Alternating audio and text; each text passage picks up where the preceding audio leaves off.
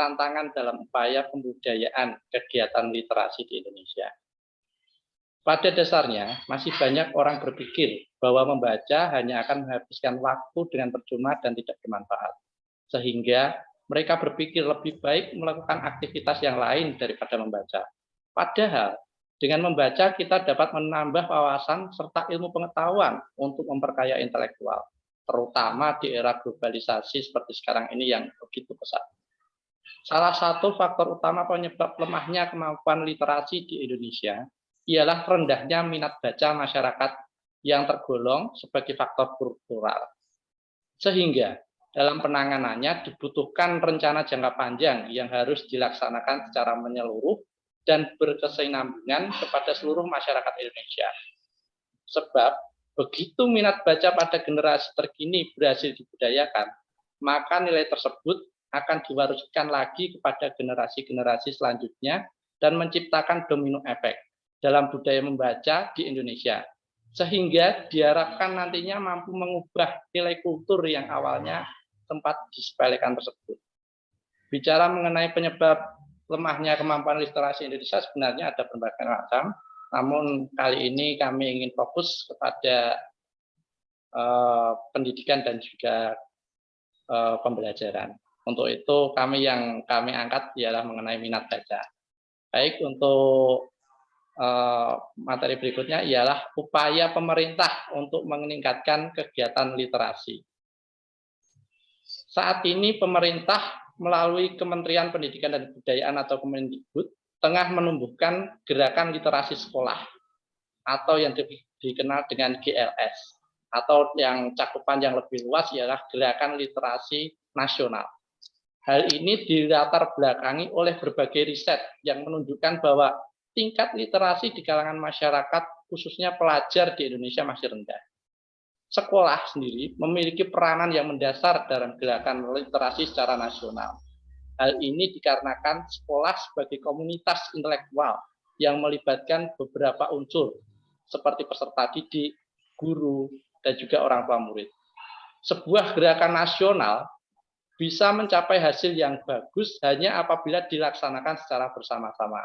Jika hanya dilaksanakan oleh satu atau dua komponen, maka tersebut tidak akan berdampak signifikan.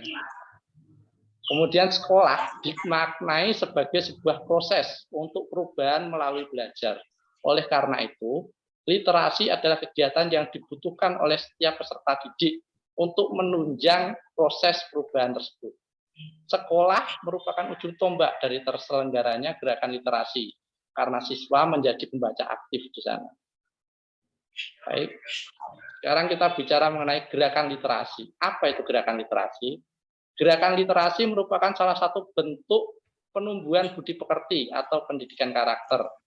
Hal yang menjadi dasarnya adalah Permendikbud nomor 23 tahun 2015 tentang penumbuhan budi pekerti. Bentuk dari gerakan literasi di sekolah antara lain pembiasaan membaca buku non-teks 15 menit sebelum pembelajaran, membuat pojok baca, membuat pohon literasi, majalah dinding atau mading, ataupun laporan bacaan buku, dan sebagainya. Masih banyak lagi. Nah, berikut contoh pojok baca di sekolah. Ini termasuk dalam contoh dari membuat pojok baca. Ini Bapak Ibu bisa akses di Ditjen SD. Ya, salah satunya gerakan literasi nasional ialah salah satunya video yang tadi saya putar di awal. itu tadi ada dari SD Ngraci, dari Pati yang sudah melaksanakan upaya gerakan literasi nasional. Baik, materi yang kami sampaikan dari kelompok 1 cukup sekian. Mungkin selanjutnya kita buka untuk sesi tanya jawab. Pada Pak Bagus atas kesempatannya. Di sini saya ingin bertanya dan menyampaikan keluh kesah ya. Ini terkait dengan literasi. Terkadang kita itu sebagai guru ya, ini saya kan sebagai guru di sekolah dasar itu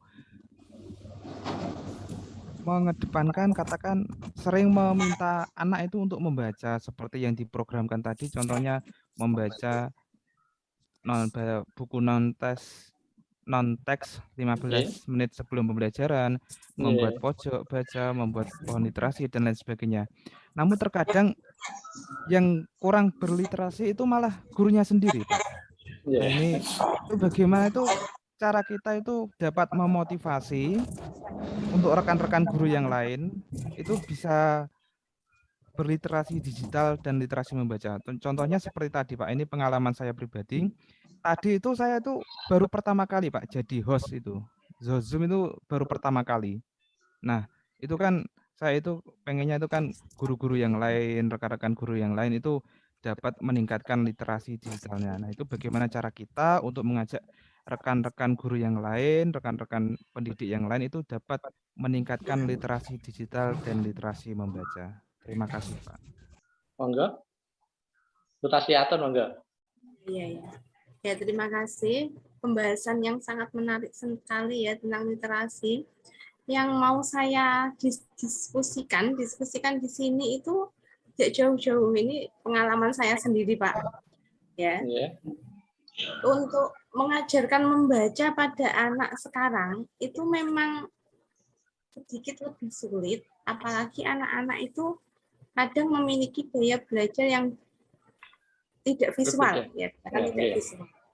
Bagaimana, apakah ada cara yang efektif mengajarkan baca tulis di usia pendidikan anak usia dini ataupun TK, ya, ataupun yang sudah SD, agar anak itu yang memiliki gaya belajar audio itu bisa juga cepat baca tulisnya, gitu. Karena saya juga memiliki anak saya sendiri memang sudah di kelas 2 SD, itu memang membaca dan menulisnya itu belum lancar, Pak. Kalau sudah, kalau saya bacakan buku, itu dia langsung nangkap. Tak suruh menceritakan atau membaca lagi, bisa. Tapi kalau untuk membaca, huruf D aja, dibilang B itu berkali-kali sampai kelas 2 sekarang. Ya, jadi apakah ada cara yang efektif untuk melatih baca tulis kepada anak yang memang gaya belajarnya audio? Ya, terima kasih. Baik, apa cara yang efektif untuk bisa mengefektifkan mengenai forum-forum guru? Yang paling dekat dengan guru itu ada KKG, juga bisa digunakan dengan model, guru model. Ini kaitannya dengan kebijakan dari kepala sekolah sendiri. Forum KKG itu kan diselenggarakan setiap Sabtu yang membahas mengenai baik itu lingkungan sekolah tentunya.